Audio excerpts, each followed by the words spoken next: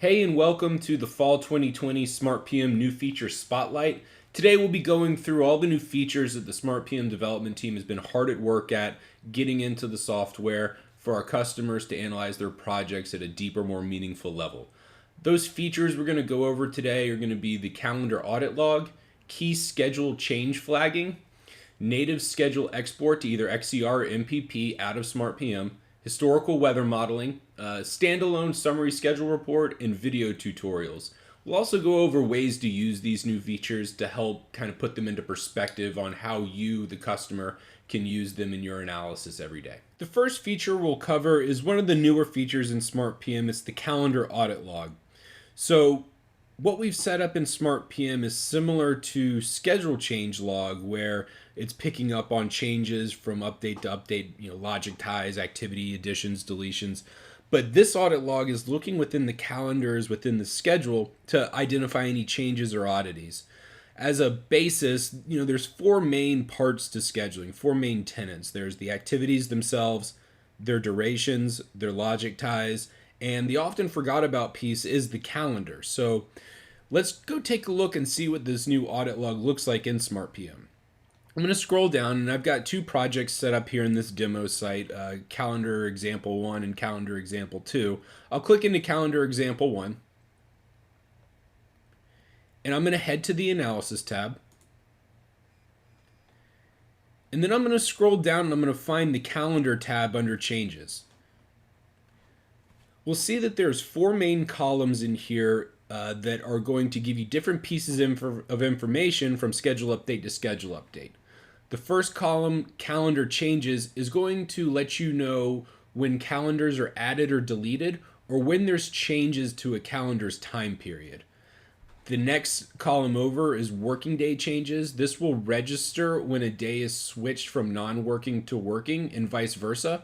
And then it'll also let you know when work hours on a single day is changed. The next column is hour per day conflicts. This is going to record when a day's work hour, so a specific day within a calendar, does not match the calendar's default work hours. So for instance, if a calendar is set to an 8-hour work day as a default, and you have a one-off day that lists a 12-hour work day, SmartPM will pick up on that and alert you to it. The final column, and this may be pretty apropos in the times we're living in, extended days off. This will itemize anytime there are 7 or more consecutive non-working days in a calendar. Let's click into a few of these and get a sense for what SmartPM is producing. I'll click on this 11 here under calendar changes, and I can see all the different types of calendars that have been added to this project. I can see that some 7-day calendars have been added with some numbers next to them. So I might want to go investigate and see where these calendars are being added and what activities they're being added to. Let's go take a look at the extended days off. I'll click on this one right here, and I can see that within my UC Saturday Sunday calendar, it appears that they are going to just take off, looks like the full November break. So 9 days in a row, moving from November 22nd all the way through December 1st. So I can identify when activities on the UC Saturday Sunday calendar are not going to be active. Hour day conflicts, let's work backwards. I'll click on the 23 here, and I'm able to see examples of when days do not correspond with the default calendar hours. So November 13th, 2017 is set to a 10-day work day. However, the calendar default is at an 8-day work day.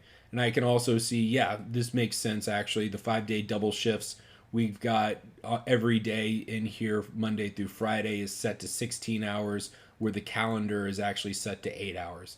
So you can scroll through here, understand the differences per days. Saturday onlys, I can see that each looks like they're going through and every Saturday adding in 8 hours here into their calendar. So you're able to keep an eye on all this. Let's go look at another example in calendar audit example 2. This is a less in-your-face example, I guess. You don't see those huge numbers that we see in that one example that I handpicked to take a look at. I'll go over here to our calendar tab and take a look at this project's calendar log. So I'll scroll down.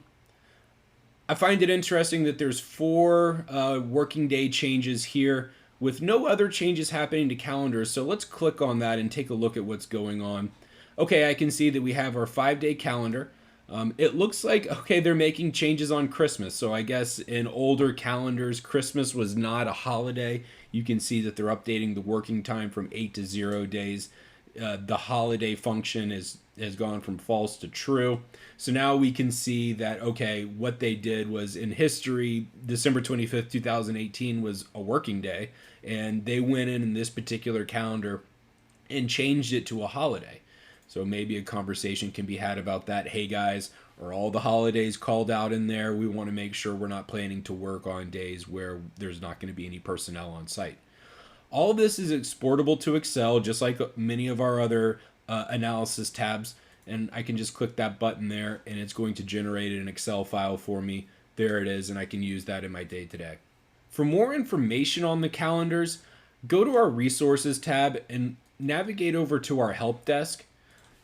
Search for Calendar Audit, and it'll pop up there at the top. I'll click on that, and we've written, a good blog post about the calendar audit log. It's going to remind you what it does, what it's looking for, and it's also going to give you a little bit more information on why these things are important to keep track of, what a time period is, what a weekly hour is, what daily hours are. It's also going to give you an example of why you want to keep an eye on this. So how the weekly hours and durations of activities play with each other in scheduling. And maybe we can take a look at that right now just live while we've got everybody here. So let's say we have this kind of crude example. We've got activity number 1. It's a 4-day activity. So the time period on a calendar is set to 8 hours per day. What that's going to say is that essentially this activity has 32 hours worth of work. So 4 days of duration in this calendar equals 32 hours, 4 times 8, if that makes sense. So the way it'll get scheduled out is that 8 hours per day in the weekly hour. So every Monday, Tuesday, Wednesday, Thursday, Friday, there's 8 hours available. So this 32-hour activity is going to take up 4 days, 1 through 8, 9 through 16. So 8 hours per day, 4 days duration. This thing is going to be scheduled Monday through Thursday. Now let's take an example where we have that same activity number 1, 4 days of duration. The time period in the calendar that is assigned to it is 8 hours per day. So we still have 32 total hours to accomplish to get activity 1 complete. However, the weekly hours in this case have been switched to 4 hours per day. So we're working half-day shifts on this activity. Your scheduling platform, regardless if it's Primavera, Microsoft Project, is going to take a look at that and say, okay, well, every day is only 4 hours, so this is actually going to take us all the way until Wednesday of week 2 to accomplish those 32 hours, given that Saturday and Sunday are non-working days. So we can see those 32 hours of duration here in activity 1 is being worked on at a 4-hour clip every day. So we can see how that over time pushes out the finish date of this activity. In another example, let's say that we have an 8 hours per day, right? It's the same situation as the one previously. 8 hours per day time period, 4 days duration, so 32 total hours again. We're going to keep that 4 hours per day, but Tuesday of week 1 was actually specifically altered, and the scheduler went in on this particular Tuesday and increased it to a 12-hour working day. So every other day in our calendar is that 4 hours per day clip, but on Tuesday was specifically altered to 12 hours, which is actually going to bring our finish date into Monday here. So it's all just a factor of the amount of hours within each activity, which is actually how these scheduling platforms keep track. It's not really a day calculation, it's an hourly calculation, and that's how it's scheduling out. So taking that and extrapolating out those hours of duration across the calendar and however the calendar is set up underneath is where that finish date's going to end. This same example here, You can go view this out there on the help desk, and of course, all of us here at SmartPM in the customer success department are more than happy to jump on a call and help walk through this a little bit more. It is important to note SmartPM does schedule by the whole day, does not schedule by the hour. That's just the way the scheduling engine is set up. So you just keep that in mind. This is something for you to just double check the native schedule files coming in and to keep an eye on that as an analyst.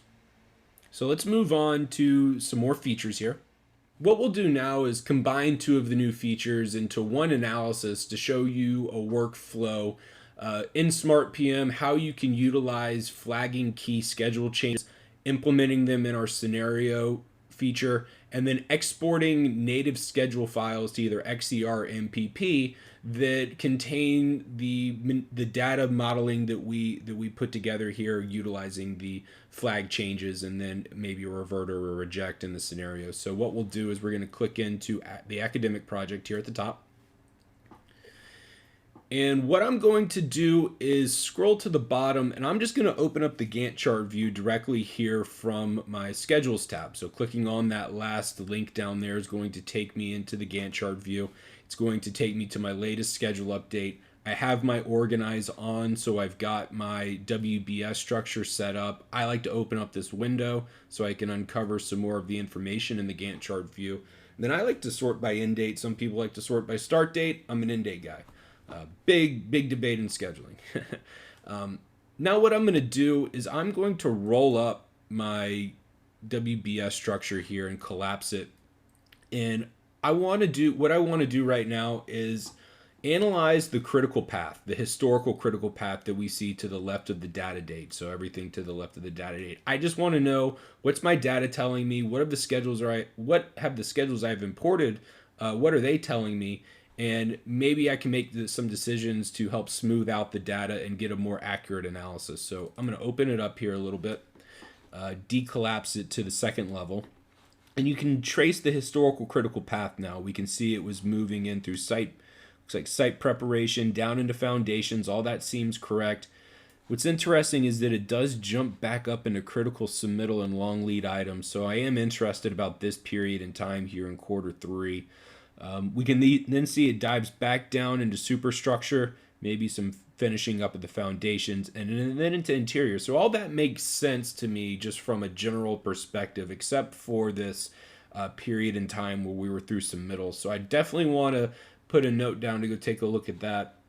And then what I always find interesting is when a historical critical path is leading into the data date here, and then it either disappears, which it did in this case, or it shifts into a wholly different section. So I'm going to put a note down too. There's two things I want to check right now. This period in time during the critical submittal period, and then also why this critical path here on my data date stopped, and then why is it actually shifting out of there. So we're going to go investigate both of those things right now. So what we'll do is let's start with the critical submittal and long lead item section up here. So I'll double click on that WBS structure and open up that section. And what I can see now is that we had this period of time here at the beginning of quarter 3 where elevator procurement was actually on my critical path. I can see that these striped red lines here indicate period of delay. So there was a delay to the start of this. It then became actualized and critical over time. And then what I find curious is that it does just stop, and it goes to near critical, and then it actually goes off of our near critical path. And this white box here, this white bar, indicates that there was no progress during that period. So let's go take a look at what happened with this elevator. I'm going to click on the activity itself. I'm going to open up my activity metrics tab. I'll scroll down here. I'm going to go to my activity change log. And I'm going to now be able to view the history of changes to this specific activity. So I've got two different changes. In June, it was changed from a 90-day plan to a 93-day plan. And then in August, up here at the top, when it was near critical, it was moved from 93 to 30. This is the change now that I can see that pulled it completely off of my near critical path. And it makes me wonder if this should have been a 30-day activity from the get-go. So what I'm going to do now is head back over to my project dashboard. I'm going to scroll up. I'm going to go to my analysis tab. I'm going to flip it to the original scenario. So here from the scenario drop down, I can choose any of the track twos that I have already established, but I'm going to go to my original scenario, go to my change log, and I'm going to go find this August 26th schedule update where that change was made to the elevator. And I'm going to click on the total changes here. And now what I'm going to do is I'm going to filter for elevator. And I've got it right here. There's that change I saw, elevator procurement. It went from 93 days to 30 days. And I'm going to now use this new feature in SmartPM for significant change flagging. And I'm going to click on that flag right there. So now what I've done is I've marked that for myself as an important change when I go back and do this analysis in the future. This is something that I'm interested in and I may want to use later on. And I think in this case what I'm going to do is I'm going to create a revert, and I'm going to revert that change, this 30-day this change to 30 days back to my baseline. So now I can rerun my analysis without elevator procurement jumping on the critical path. So I'll close this right here, and I'm going to head back into my Gantt chart. And now let's go take a look at this period in time where my critical path shifted off there at the data date. So let's go open up interior rough-ins. Looks like first floor rough-ins now. So you can kind of see what I'm doing. I'm just tracing this critical path. I'm trying to get to the bottom of it, and here we go. All right. So it looks like, and what I'll do just as a different, for a different look at it, I'm going to flip the standard, and let's break this thing back out. Interior rough-ins, first floor rough-ins, and I'll scroll to the right here. So opening it all the way up, and here is that preliminary first floor drywall. So I can see that there was a delay to the start of this activity. It actually did get started on the 16th here.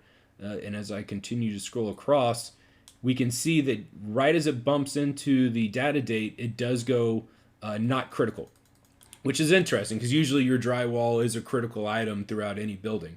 So if I scroll down and let's take a look at what happened here on this November update, November 30th. I'll scroll down, and it looks like there were a handful of changes that were made in November. So if I'm highlighting them here, it was given a constraint date for whatever reason. It looks like a historical constraint date. But what's interesting is that the logic type was switched from finish to start to start to start with the flashing at windows. It was then given some sort of a lag, and some more lag was added into another logic tie. It was also given a logic tie to blocking its ceiling. So this is curious to me. What I then want to go do is say, all right, well, where is my critical path then? If all these changes in November happen and switch my critical path, I want to see where it is now. So let's fit to screen again so we can pull it back out. I'm going to turn on my filter, and I'm going to do my complete critical path. So this will give me everything, right? Historical and future looking critical path. I'll actually turn my organize off so I can just see it straight. And it looks like what's interesting is then, yeah, we can now see that the preliminary drywall was leading into it. And now moving forward, the critical path is going to be through the main switch gears, which is giving me that space there. So let's go investigate that change as well, just to see. It looks like it was given a constraint date here in December 2015. It was given that constraint, which is causing that critical path to break there. So that's what's happening. A combination of the changes to the preliminary drywall and that constraint being added for main switchgear. So what I'm going to do now is head back over to my changelog here in the project dashboard.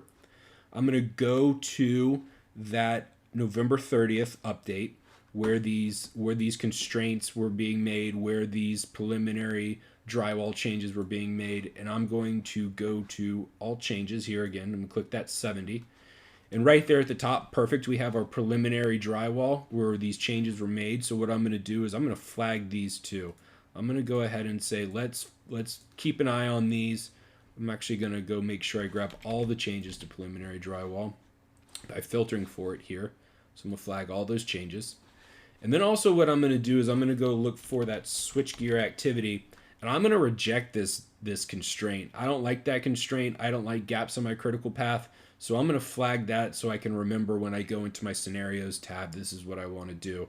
And we can hold, this duration seems fine. It's only 3 days. I'm not too worried about it. You don't want to get too manipulative or model too much out of the original schedule. So now I'll refresh the screen.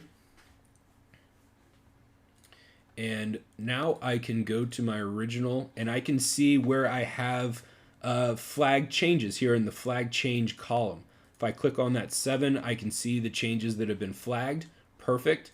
If I export the change log here, I can now, there will now be a tab at the bottom of my Excel file that has the flagged changes in there. So if I pull this up onto the screen and go to the right, I can see all those flagged changes. So this gives you, the analyst, the ability to flag changes and then take them to the site team here with this Excel file.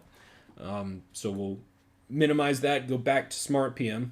Now for the second piece of this analysis. So I've gone through, I see my historical critical path. I flagged some changes that were causing the critical path to maybe go to places I didn't necessarily think were correct. And I'm going to go to scenario conditions, and we're going to start modeling the data so that we can produce a scenario and then eventually export out some files. So I'll go to create rule. And what I'm going to do is I'm going to start with my revert rule here, and I'll click on revert. And I'm going to go to the August 26th update where we had that elevator change made from 90 to 30 days. And I'm going to now filter for my flag changes. And there we go, boom, elevator procurement. We can see I flagged it. And I'm going to revert this change back to my baseline. So what I'm saying is, hey, SmartPM, let's start off with elevator being 30 days instead of 93 days. And that's going to hopefully keep that off my critical path and allow my analysis to flow through the proper construction channels within the schedule. So I'll click next. I'm going to name this revert elevator duration. Finish. So there we go. I've created that condition. Once again, didn't necessarily do anything within SmartPM analysis wise. All I've done is just put that tool in my toolbox for use later. So now I'll create my second rule. This one's going to be a reject, and I'm going to go to that last update where we had those changes made to the critical path. Once again, I'm going to filter for all my flag changes, and here we go. We can see there's my preliminary drywall changes. There's that constraint that got added to my main switchgear. I'm going to bulk select all of these. So now I've just grabbed them all. I'm going to reject all these changes, say, hey, SmartPM, create me an analysis in a world where these changes never existed. So I'm going to reject 1130 changes. And we'll click finish. So there we go. I've got these two rules now. I've reverted that elevator change. I'm rejecting those critical path changes on the latest update. Now I'm going to go to scenarios, and I'm going to create a new scenario, and I'm going to call this one critical path fix. I'll go ahead and select this to automatically update. We'll give it a description here. We're going to say modeled change data to fix critical path for analysis. I'm going to go ahead and select all my original schedule files. Let's do a full schedule analysis on this one. We could track to an activity from the screen, but let's do a full schedule analysis, and we'll click next. And from here, I'm going to go ahead and apply those conditions I created. So I'm going to apply my revert elevator condition and my reject changes condition here, and I'll click finish. I'll refresh my screen, scroll to the bottom, and we can see that critical path fix is underway, and I will get an email when SmartPM is done with that analysis. And through the magic of video production, our critical path fix scenario has completed. I can see that my critical path delay and recovery is different in this case, so it looks like we have made some changes. What I'm going to do now is click on to my critical path link here, open up the Gantt chart view, and let's go take a look and see where our critical path ended up with these reverts and rejects that we've created. So same workflow. I'm going to turn on organize. I'm going to get that WBS structure up there. I'm going to sort by end date, and I'm going to collapse the whole project. We can scroll over, and there it looks like we've got that critical path fixed here right after the data date, so that's a great sign. I can now see that the critical path has it no longer goes through critical submittal section. It is down here in superstructure where I want it. That makes a lot more sense. We can actually open it up even further and see that framing is now the critical item, which is what you would expect instead of elevator procurement during this period. And I can also see that looks like the interior rough ends is still our critical path moving forward after the data date, which is good to see too. That just makes a lot more sense from a workflow perspective than closing in the building and then eventually into site finishes. We may want to take another look at site finishes. Maybe that's an analysis for another day. But for right now, I like where we're at here. And what I can actually do now is head back over to my project dashboard. And now we can export these schedules out. So I can click View Details on that critical path fix. And the export feature here will allow me to click on any one of these icons. And in this case, since we have a Primavera project, I'm going to click on that icon. And SmartPM is going to generate for me an XER file. So now I can actually take this XER file, give it to my scheduler, say, look, we saw the constraint that got put on the switchgear activity. I rejected that. Here's your new schedule file. Take a look at it and let's see if we can incorporate this into the project overall. So, two new features in SmartPM that can work in tandem. This is a great combination. Once again, that export's going to give you that native schedule file, either XER, MPP, depending on the type of project you have imported, and it's going to give you that file with the changes that you've modeled via the scenario conditions. So if I were to export out, say, this baseline, I would then have that elevator activity that we reverted as a 30-day activity instead of that 90-day activity. So the changes you're making via conditions will be reflected in the exports. A great new tool. And let's move on to the next feature here. I think we're all familiar with the Pink report. It's that executive level report designed for OAC meetings or scheduling meetings. But if you're not familiar, I'll click back. I'm going to go to my analysis tab here. And I'm actually going to switch my scenario to the critical path fix scenario we just set up. So we've got our elevator and drywall fixes in place. Our critical path is nice and smooth. And I'm going to go down to the report section here. And we have our Pink report. I'll open this up and let's generate one real quick. I'm going to do this by WBS level. So I'm going to set this to a level 2 and 3. And that's going to set the summarization level for that summary graphic in the Gantt chart. So this should look familiar. Up at the top, we have our project description, the scenario we're looking at. Our schedule quality index is going to be at the top, any of the red or yellow metrics. And the second or third section here is that summary graphic that we just set up based on the WBS levels. So from here, I can see the historical critical path through my schedule at a summary level. I can see the delays that are occurring here with the candy cane stripes. I can see my critical path moving forward through the finishes. And then after that, we have our delay table and we have our audit log of critical changes made in the latest update. But one of the things our customers have been asking for is, can I just get this summary graphic on its own? All the other information is great, but I would really just like to have this as a handout. And yeah, we've added that now. And so what you can do is I'll close this. And next to the Pink report in the reports tab is that summary schedule generation module. So I'll click on view summary schedule. I'm going to select my paper size. I'll choose tabloid here. And once again, I could sort by activity codes if I had a nice structure built out. But in this case, I'm just going to stick with my WBS structure and I'll do a level 2 and 3 again. And I'll print this report. And SmartPM is going to give me that summary graphic, but just on its own. It's its own PDF now. And I can print this out and hand it out to whoever I need to and have discussions over the schedule at a higher level. You're not having to sift through pages and pages of a PDF or sit there and throw P6 or Microsoft Project up on the screen. You can have this nice summary graphic to talk through, and it's a welcome addition, I think, for a lot of our customers for discussion purposes. The next feature we'll touch on is the historical weather modeling that has been built into SmartPM. I'll scroll up and let's head over to our weather tab. The weather tab in SmartPM is tied directly into the NOAA weather database. So SmartPM is continuously updating itself with the new weather metrics that are coming in from every NOAA weather station on the planet. As you guys know, based on your zip code, you're able to select weather stations in and around that zip code. SmartPM is going to sort them by proximity. So in this case, the Atlanta Peachtree Airport is closest to the Dunwoody, Georgia zip code, which is where our home offices are located. I'll close this screen. We all know that the actual weather data is now populated here for us to use and export to Excel. So this is the actual weather that has been occurring to date on our project.